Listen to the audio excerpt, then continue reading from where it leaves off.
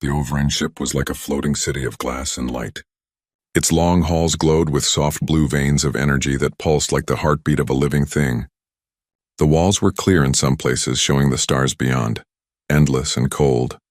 Among those stars, the small human shuttle looked fragile, almost like a toy drifting into a dream. Inside that shuttle sat Lieutenant James Hale, his eyes watching the glowing Overend ship grow larger on his screen. He felt excitement and fear in equal measure.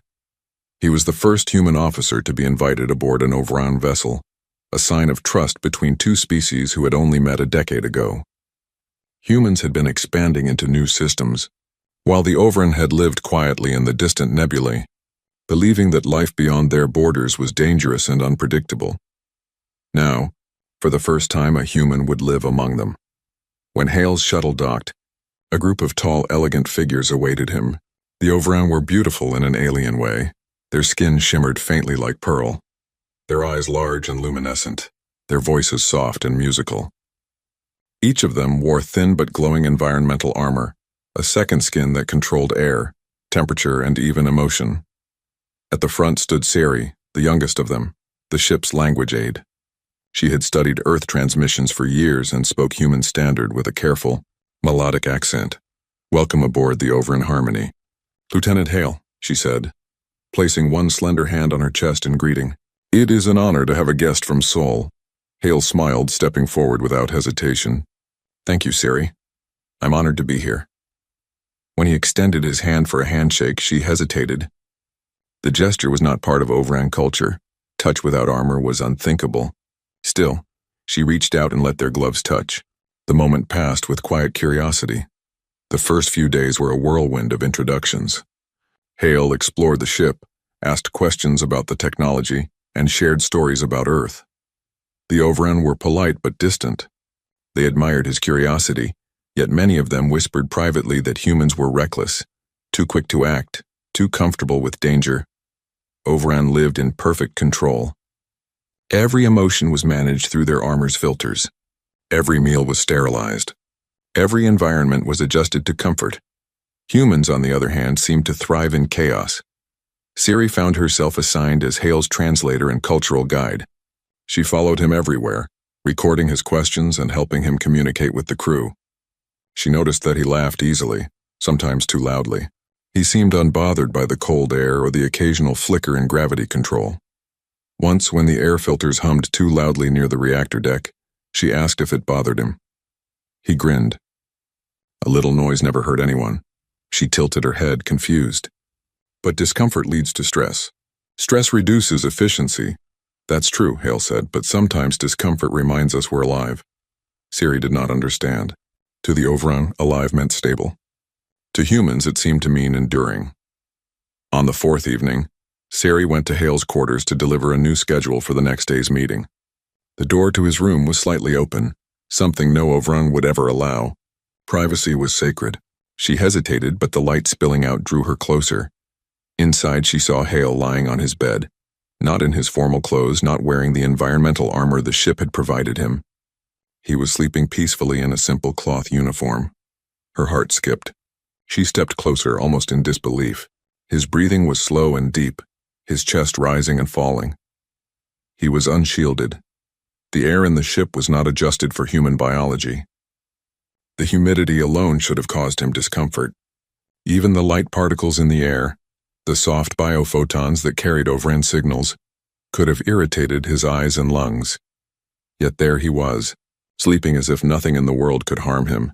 Sari froze, unsure what to do. Every part of her training told her to wake him and warn him. But another part, quiet and curious, wanted to watch. There was something strangely beautiful about the scene. Humans looked fragile. Soft skin, unarmored bodies so easily breakable. Yet the expression on his face was peaceful, even happy. She found herself whispering to the ship's system. Environmental reading, human quarters.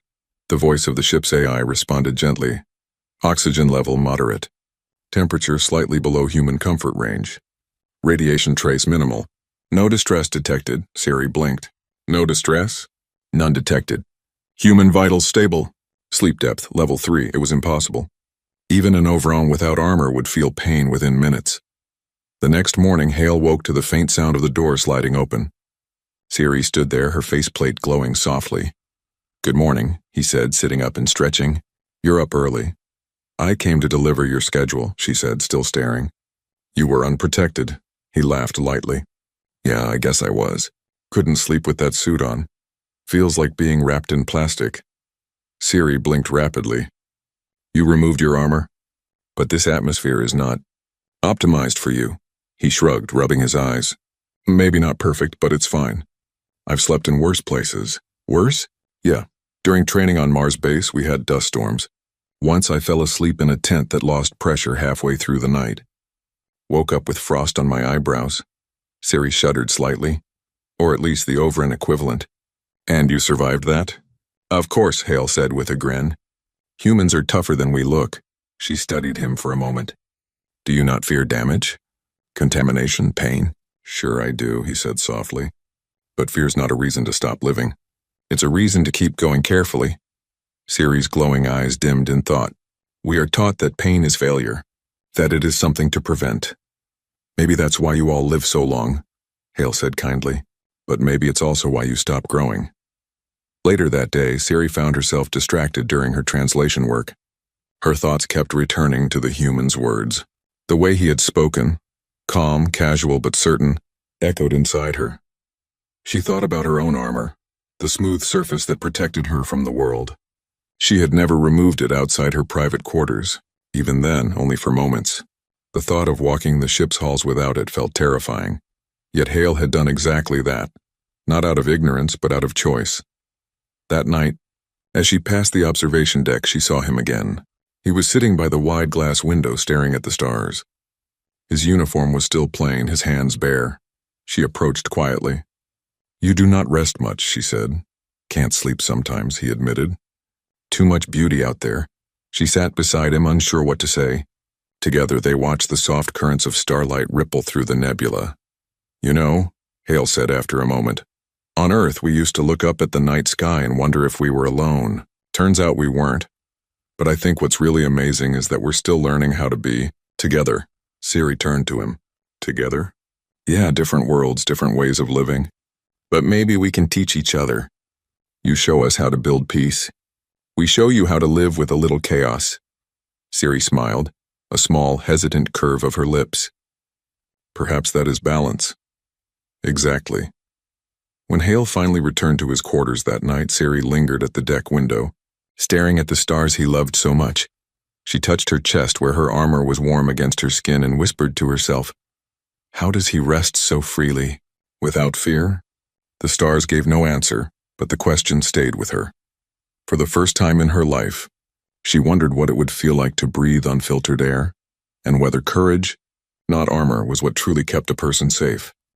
Siri could not stop thinking about what she had seen. The image of Lieutenant Hale sleeping peacefully without armor played again and again in her mind. It was not only strange, it was unbelievable. Every Overin child was taught that life outside the armor was unsafe, even deadly. To see a living being breathe freely in an open room felt like witnessing a myth. For the first time in her life, Siri began to question her own comfort. Was safety the same as peace, or had her people confused protection with fear? The next day, she met Hale in the main dining hall. The humans called it breakfast, though the Overin had no real concept of time meals. Food was just another kind of energy, taken in carefully through their filters. Hale sat at one of the glowing tables, chewing something from a small silver packet. When Siri entered, he waved happily. "Morning, Siri," he said. "You eat yet?" She blinked, looking at the bright square he held. "Is that food?" "Energy bar," he said proudly. "Tastes like chocolate. Want to try?" She hesitated. "Our systems cannot process human substances. My armor regulates what I consume." "Right," he said softly. "I keep forgetting how careful you all are." Siri tilted her head. "Careful keeps us alive." "Maybe," Hale said with a grin, "but it also keeps you from tasting chocolate." Siri frowned slightly. "And what is the value of taste if not required for function?" He looked at her kindly. "It makes life worth living." Later that day, they visited the hydrocore, a vast chamber filled with water columns and floating plants that purified the ship's air. The air here was damp and warm, almost like a tropical forest on Earth. The Ovran guards at the entrance bowed to Sari, but eyed Hale with unease. He noticed, but said nothing. Sari began explaining the system. The hydrocore maintains atmospheric balance and... Hale interrupted gently. You ever swim in it? Sari blinked, her voice stuttering. Swim? You mean enter the purification water? Yeah, Hale said. On Earth, we swim for fun. It's good exercise, too. Her eyes widened. That is, contamination. The water is not for bodies. He chuckled. Neither is rain. But that never stopped us. Sari looked at him strangely. You expose yourself to uncontrolled water from the sky? All the time. We even dance in it sometimes. Dance? He laughed again. You really need to visit Earth someday. Sari found herself smiling despite her confusion. There was something infectious about his attitude, a calm confidence that seemed to push back against every rule she'd ever known. That evening, Sari was supposed to file her daily report to the ship's council, but instead of summarizing Hale's scientific exchanges, she found herself writing something else. The human representative displays unusual behavior. He accepts discomfort easily. He laughs when logic would suggest caution. Yet I observe no suffering in him. Instead, he grows closer to others. Perhaps his kind are built not for safety, but for recovery. Their resilience may be their true protection. She hesitated, then deleted the report before sending it. Her words felt too personal, too uncertain. 2 days later, an unexpected event shook the ship. A magnetic surge passed through the nearby nebula, harmless, but it disrupted the ship's environmental systems for a few hours. The Ovran crew sealed themselves inside their armor suits immediately, afraid the air might carry unfiltered particles. Sari rushed to Hale's quarters to ensure he was safe. When the door opened, she found him sitting calmly by his desk, sipping from a bottle of water. You should be in your suit, she cried. The environment is unstable. He looked up casually. I heard the alarm, but the system said oxygen's still fine. Just a bit of static. You cannot take that risk. He smiled gently. Sari, if I put that armor on every time something twitched, I'd never learn what I can handle. Sari's chest tightened. You could be harmed. Maybe, he admitted. But hiding from every danger isn't living. It's just existing. Sari looked at him for a long moment, her voice soft. And what is the difference? He thought about it. Existing is what happens when you survive. Living is what happens when you feel something. Her glowing eyes dimmed. You mean emotion? He nodded. Yeah.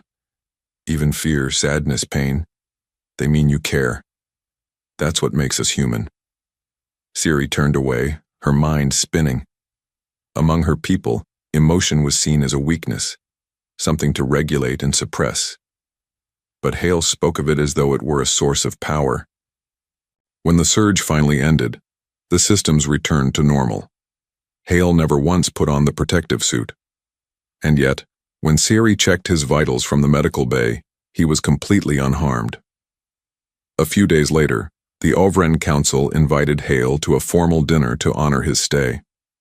The dining chamber was a glittering dome, filled with soft music and floating lights. The Ovran sat tall and graceful in their shining suits, their expressions calm and identical. Hale arrived wearing the same simple uniform as always.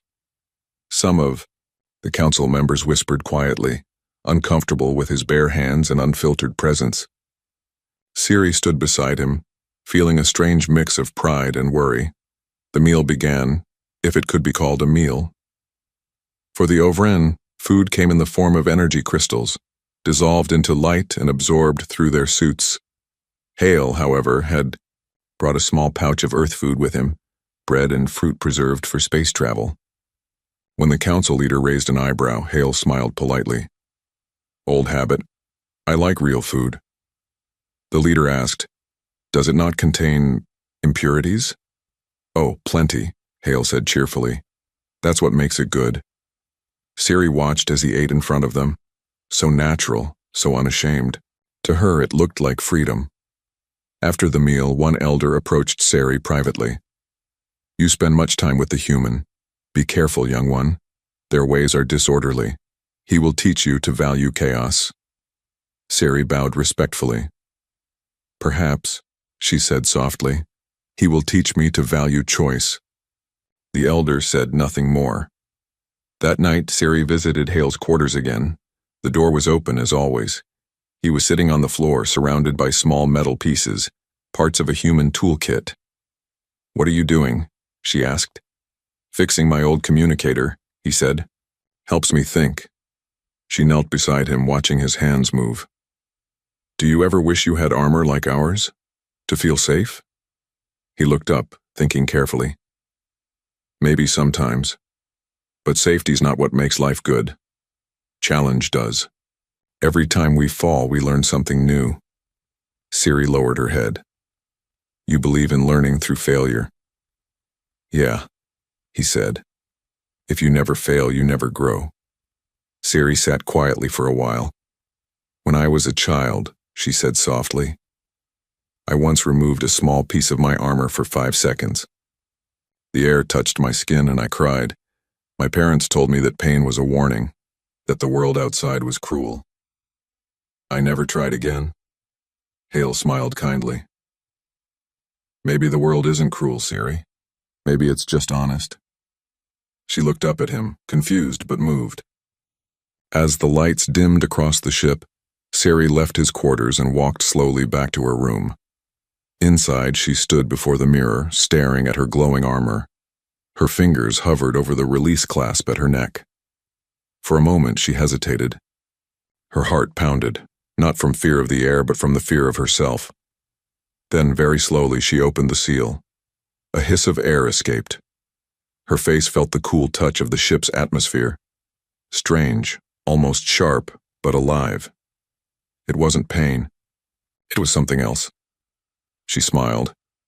It lasted only a few seconds before she resealed the armor, but in that moment, she understood something new. Maybe the human wasn't strong because he lacked fear.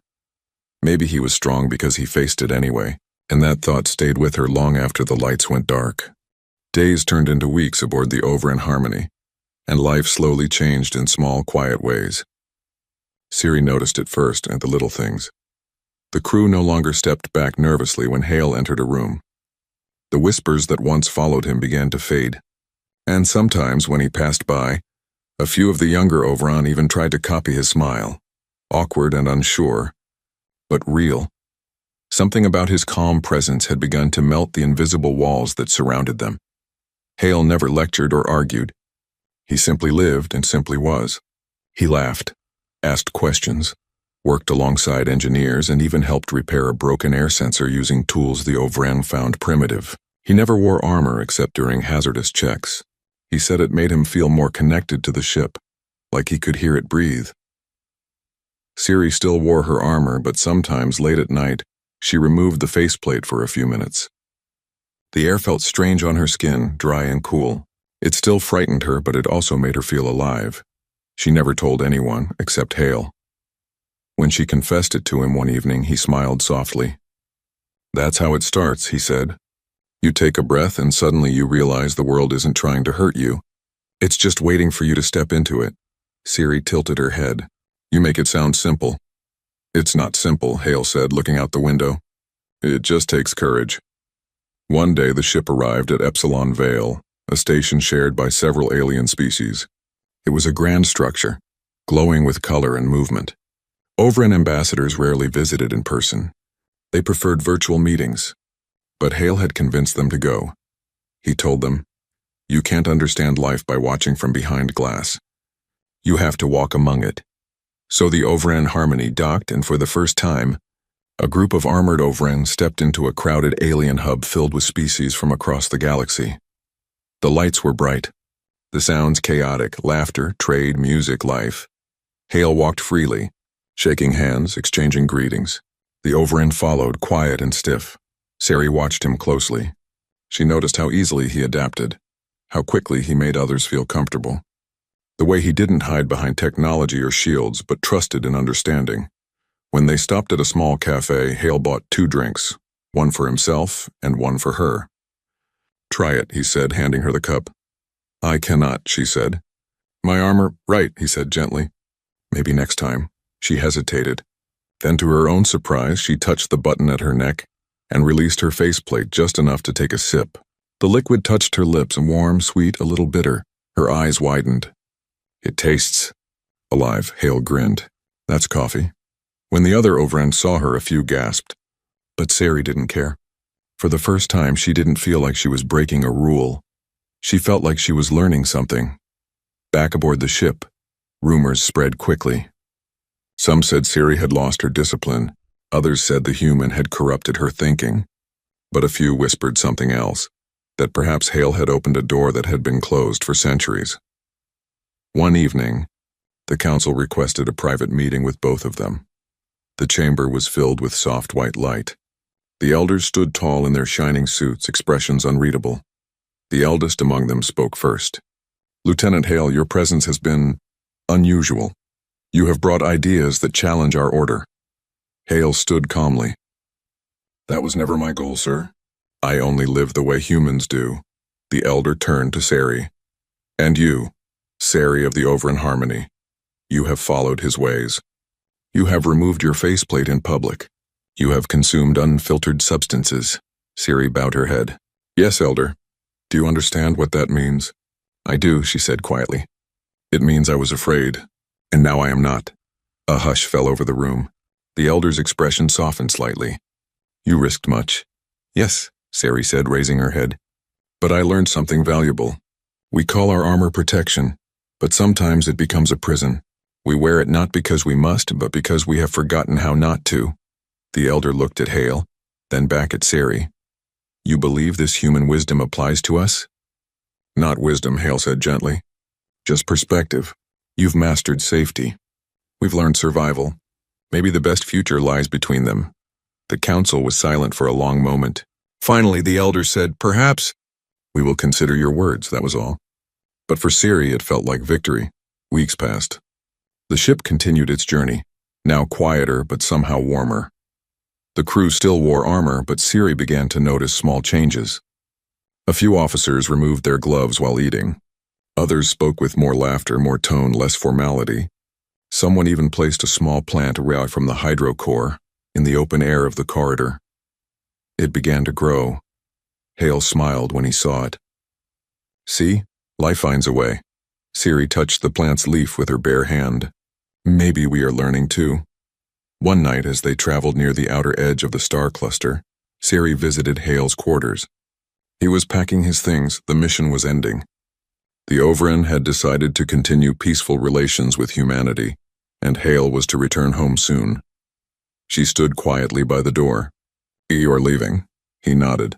"Yeah, my work here's done. It feels strange," she said softly. He smiled.